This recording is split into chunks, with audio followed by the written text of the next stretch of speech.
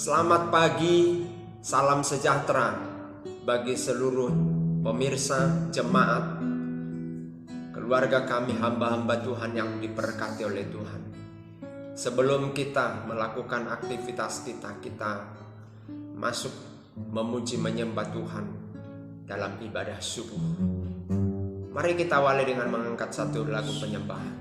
Tak terbatas kuasa-Mu Tuhan. Terbatas kuasa-Mu Tuhan, semua dapat Kau lakukan. Apa yang kelihatan mustahil bagiku, itu sangat mungkin bagimu. Di saat ku Tak berdaya, kuasa-Mu yang sempurna. Ketika ku percaya, mujizat itu nyata. Bukan karena kekuatan, namun Roh-Mu ya Tuhan. Ketika ku berdoa, mujizat itu nyata.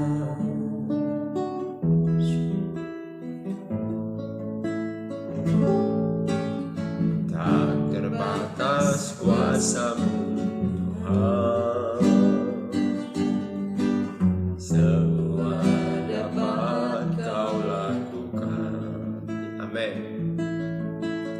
Apa yang kelihatan mustahil bagiku, itu sangat mungkin bagimu. Di saat ku tak berdaya, kuasa-Mu yang sempurna. Ketika ku percaya, mujizat itu nyata. Bukan karena kekuatan, namun Roh-Mu ya Tuhan.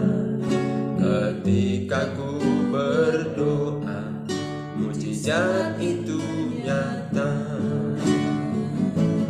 Di saat ku tak berdaya, kuasa-Mu yang sempurna. Ketika ku berdoa, mujizat itu nyata. Bukan karena kekuatan, namun Roh-Mu ya Tuhan. Ketika ku berdoa, mujizat itu nyata. ketika ku Berdoa, mujizat itu nyata. Yesus berkasih, Engkau Yesus permata hatiku, Engkau Yesus mutiara dalam jiwaku. Engkau Yesus harta dalam hidupku, Engkau Yesus segalanya bagiku. Engkau Yesus permata hati, Engkau Yesus permata hatiku, Engkau Yesus mutiara dalam jiwaku. Engkau Yesus harta dalam hidupku, Engkau Yesus segalanya bagiku. Kau ku sembah, Yesus Kau Allahku. Kau ku sembah dengan sepenuh hati.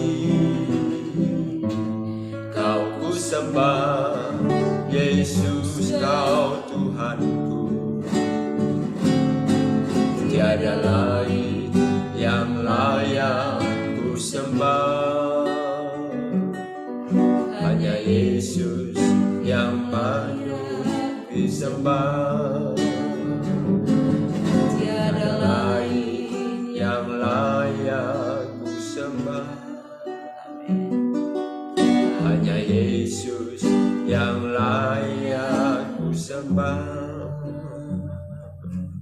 Glory, glory.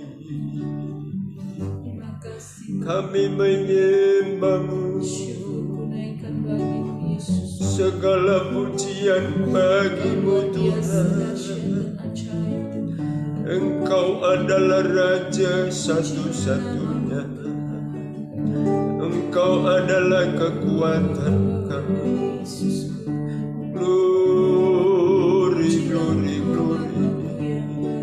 Besar kasih dan kemurahan. Keselamatan kota benteng. Glory, glory, glory. Tuhan bagi kami. Sujud kami menyembah-Mu. Terima kasih. Sujud kami memuji-muji-Mu. Ajaib nama-Mu Tuhan.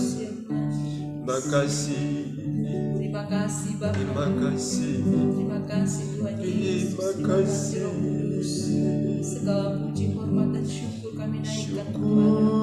Engkau Bapa yang baik, Bapa yang setia, dan selalu ada bagi kami Tuhan, umat-Mu, anak-anak. Amin Tuhan.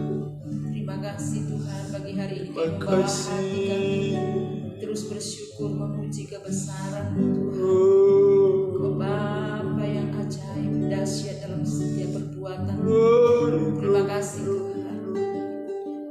Lawatan tercurah bagi seluruh anak-anak-Mu, keluarga dan saudara-saudara kami. Terima jemaat kasih. di tempat ini. Demikian juga umat Kasih. Tuhan dimanapun berada. Biarlah mereka merasakan Kasih. lawatan yang sama. Kasih-Mu, damai sejahtera Terima Tuhan kasih. tercurah memenuhi setiap kehidupan mereka dan Yes. rumah tangga keluarga mereka. Terima kasih Tuhan, kami membuka hati untuk firman-Mu. amin. Kau berfirman bagi kami, bersuara bagi Firman. kami. Tuhan meneguhkan, mengingatkan kami senantiasa, mengubah kami, membaharui kami. Di dalam nama Tuhan Yesus, disambut firman Tuhan. Haleluya. Amin. Amin. Tiba kita di pasal 6 dari Injil Yohanes. Injil Yohanes pasal 6 saya akan baca dalam nama Tuhan Yesus Kristus secara bergantian. Yesus memberi makan 5.000 orang. Sesudah itu Yesus berangkat ke seberang danau Galilea, yaitu danau Tiberias. Orang banyak berbondong-bondong mengikuti dia karena mereka melihat mujizat-mujizat penyembuhan yang diadakannya terhadap orang-orang sakit. Dan Yesus naik ke atas gunung dan duduk di situ dengan murid-muridnya, dan Paskah, hari raya orang Yahudi, sudah dekat. Ketika Yesus memandang sekelilingnya dan melihat bahwa orang banyak berbondong-bondong datang kepadanya, berkatalah ia kepada Filipus, "Di manakah kita akan memberi roti supaya mereka ini dapat makan?" Hal itu dikatakannya untuk mencobai dia, sebab ia sendiri tahu apa yang hendak dilakukannya. Jawab Filipus kepadanya, "Roti seharga 200 dinar tidak akan cukup untuk mereka ini, sekalipun masing-masing mendapat sepotong kecil saja." Seorang dari murid-muridnya, yaitu Andreas, saudara Simon Petrus, berkata kepadanya, "Di sini ada seorang anak yang mempunyai 5 roti, jelai dan 2 ikan. Tetapi apa artinya itu untuk orang sebanyak ini?" Kata Yesus, "Suruhlah orang-orang itu duduk. Adapun di tempat itu banyak rumput, maka duduklah orang-orang itu, kira-kira 5.000 kaki banyaknya, laki-laki banyaknya." Lalu Yesus mengambil roti itu, mengucap syukur dan membagi-bagikannya kepada mereka yang duduk di situ. Demikian juga dibuatnya dengan ikan-ikan itu sebanyak yang mereka kehendaki. Dan setelah mereka kenyang, ia berkata kepada murid-muridnya, "Kumpulkanlah potongan-potongan yang lebih, supaya tidak ada yang terbuang." Maka mereka pun mengumpulkannya dan mengisi 12 bakul penuh dengan potongan-potongan dari kelima roti jelai yang lebih setelah orang makan. Ketika orang-orang itu melihat mujizat yang telah diadakannya, mereka berkata, "Dia ini adalah benar-benar nabi yang akan datang ke dalam dunia." Karena Yesus tahu bahwa mereka hendak datang dan hendak membawa dia dengan paksa untuk menjadikan dia raja, ia menyingkir pula ke gunung seorang diri.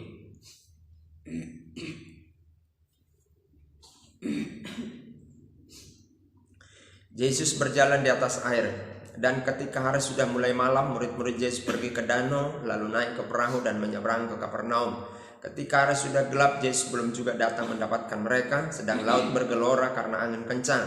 Sesudah mereka mendayung kira-kira 2-3 mil jauhnya, mereka melihat Yesus berjalan di atas air mendekati perahu itu. Maka ketakutanlah mereka, tetapi ia berkata kepada mereka, "Aku ini, jangan takut."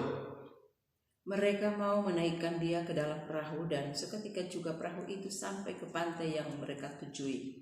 Orang banyak mencari Yesus.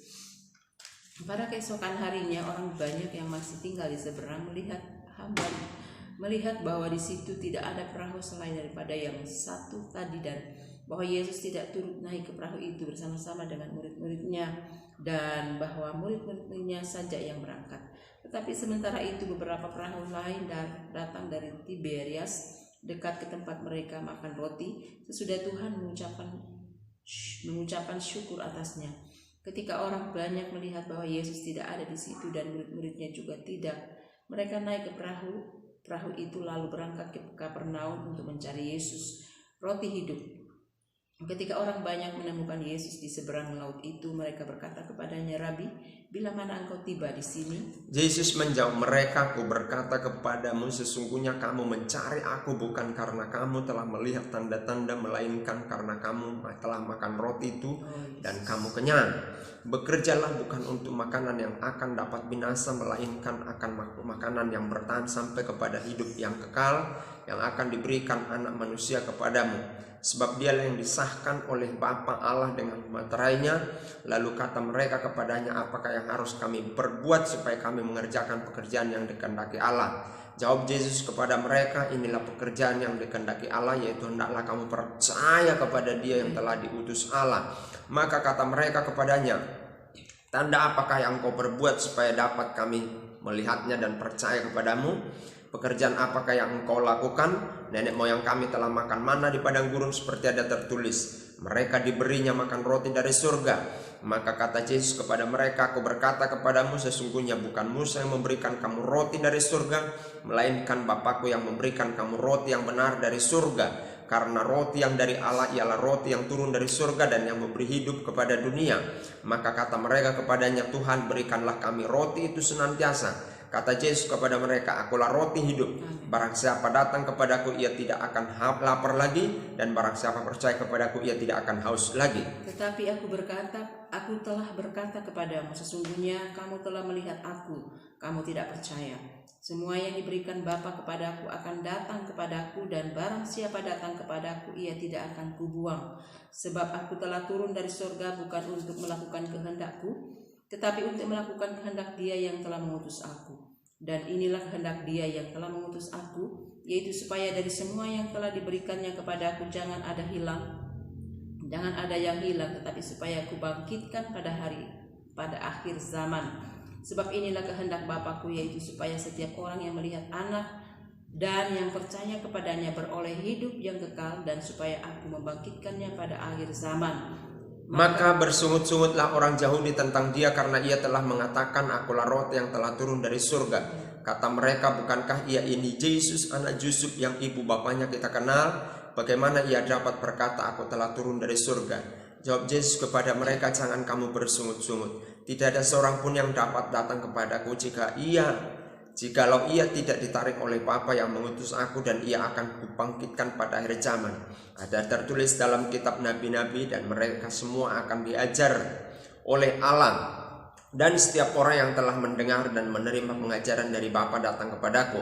Hal itu tidak berarti bahwa ada orang yang telah melihat Bapa, hanya Dia yang datang dari Allah, Dialah yang telah melihat Bapa. Aku berkata kepadamu, sesungguhnya barang siapa percaya mempunyai hidup yang kekal. Akulah roti hidup. Nenek moyangmu telah makan mana di padang gurun, dan mereka telah mati. Inilah roti yang turun dari surga. Barang siapa makan daripadanya, ia tidak akan mati." Akulah roti hidup yang telah turun dari surga. Jikalau seorang makan dari roti ini, ia akan hidup selama-lamanya, dan roti yang kuberikan itu ialah dagingku yang akan kuberikan untuk hidup dunia. Orang-orang Yahudi bertengkar antara sesama mereka dan berkata, "Bagaimana ia ini dapat memberikan dagingnya kepada kita untuk dimakan?" Maka kata Yesus kepada mereka, "Aku berkata kepadamu, sesungguhnya jikalau kamu tidak makan daging Anak Manusia dan minum darahnya, kamu tidak mempunyai hidup di dalam dirimu. Barang siapa makan dagingku dan minum darahku, ia mempunyai hidup yang kekal, dan aku akan membangkitkan dia pada akhir zaman. Sebab dagingku adalah benar-benar makanan dan darahku adalah benar-benar minuman. Barang siapa makan dagingku dan minum darahku, ia tinggal di dalam aku dan aku di dalam dia. Sama seperti Bapa yang hidup mengutus aku dan aku hidup oleh Bapa. Demikian juga barang siapa yang memakan aku akan hidup oleh aku. Inilah roti yang telah turun dari sorga, bukan roti seperti yang dimakan nenek moyangmu dan mereka telah mati. Barang siapa makan roti ini, ia akan hidup selama-lamanya. Semuanya itu dikatakan Yesus di Kapernaum ketika ia mengajar di rumah ibadat. Murid-murid yang mengundurkan diri di Galilea. Sesudah mendengar semuanya itu, banyak dari murid-murid Yesus yang berkata, "Perkataan ini keras, siapakah yang sanggup mendengarkannya?"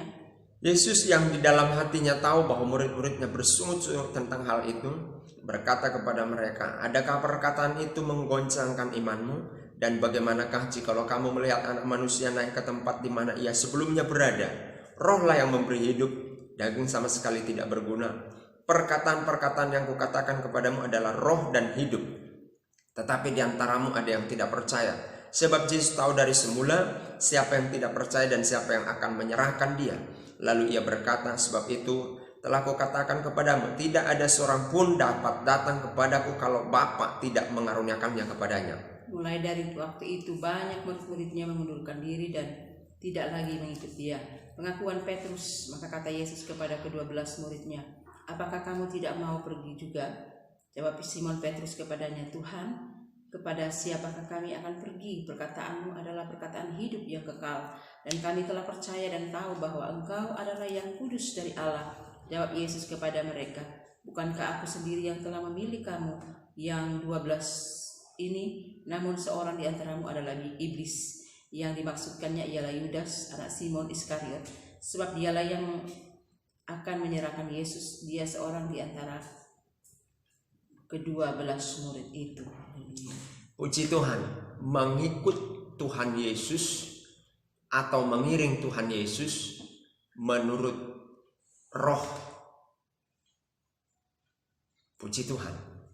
Itu yang menjadi topik kita. Mengiring atau mengikut Yesus menuruti rohnya Tuhan. Saudara-saudara yang dikasihi oleh Tuhan, ini yang Yesus mau sampaikan kepada kita pagi hari ini di Yohanes pasal 6 ini. Saudara perhatikan, Yohanes pasal 6 ini dibuka dengan Yesus memberi makan 5.000 orang. Ketika mujizat dibuat oleh Tuhan Yesus, orang yang menerima mujizat itu kenyang. Sampai karena kenyang mereka ada sisa 12 bakul. Ya, mungkin Petrus bilang begini, teman-teman, masih ada yang lapar? Jangan ada yang lapar. Jangan pulang kalau masih lapar. Ini masih banyak ini roti." Kira-kira begitu. Dan semua menjawab, "Sudah Pak Petrus, sudah, terima kasih, aku udah kenyang banget." Begitu ya. Jadi kenyang sampai ada sisanya 12 bakul. Haleluya. Dijual lagi sisanya itu bisa menambah kas. Begitu ya. Saudara-saudara yang dikasih oleh Tuhan, melihat itu orang yang mengikut Tuhan, orang yang mengiring Yesus, akhirnya condong hati mereka untuk mengikuti perkara-perkara daging itu. Ya, perkara-perkara perut. Lalu perkara-perkara perut itu menutupi pengiringan mereka yang harusnya dengan perkara roh. Ya. Saudara-saudara, maka Yesus menolak ketika orang banyak itu menjadikan Yesus Tuhan. Karena perkara perut, bukan perkara roh mereka mengiring Tuhan. Haleluya. Bukan perkara roh Tuhan mereka mengiring Tuhan, tapi karena perkara-perkara daging, perkara-perkara perut. Wah, ini dia Tuhan. Haleluya. Saya mau katakan begini, saudara. usaha dan pekerjaanmu itu memang engkau butuhkan. Tapi mengiring Tuhanlah bukan karena engkau diberkati dan tidak diberkati. Diberkati dan tidak diberkati itu adalah perkara bonus. Yang artinya tanpa bonus pun saudara sudah dipelihara oleh Tuhan. Jadi pagi hari ini Yesus memberitahu bahwa dirinya adalah Tuhan. Roti. Nah, ini yang saya katakan tadi. Perkara-perkara kenyang itu adalah bonus. Yesus itu sendiri adalah kebutuhanmu. Maka Yesus katakan, akulah roti. Barang siapa makan dagingku, ia akan kenyang. Haleluya. Nah, ketika pengertian, pola pikir, mindset orang banyak ini dipenuhi dengan perkara-perkara perut, maka pernyataan Yesus itu mereka anggap adalah sebuah celoteh yang melecehkan. Sehingga mereka berkata, haleluya, kita tinggalkan aja Tuhan. Dan mereka banyak mengundurkan diri. Saudara-saudara, hal yang paling prinsip dalam hidup ini bukan perkara-perkara diberkati atau tidak. Perkara yang paling prinsip adalah, hal yang paling prinsip adalah perkara-perkara rohani. Perkara-perkara roh Tuhan. Itu yang paling prinsip.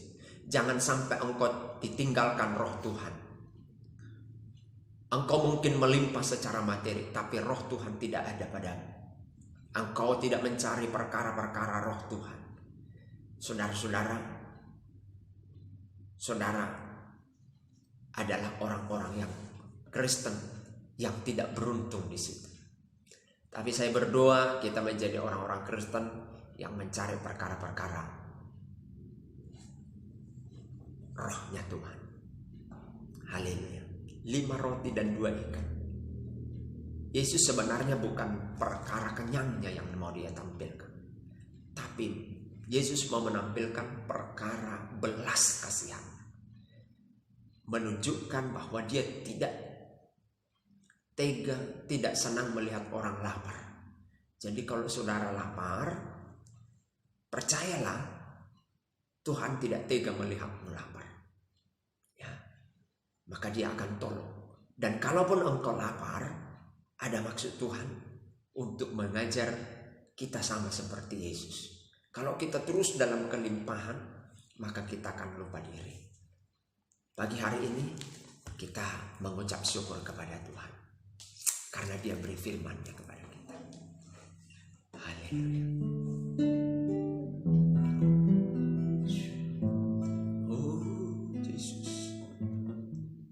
Haleluya. Pagi hari ini kami datang bersyukur kepada Tuhan sebab firman-Mu dahsyat, luar biasa, hebat. Bangga kami punya Tuhan seperti Engkau.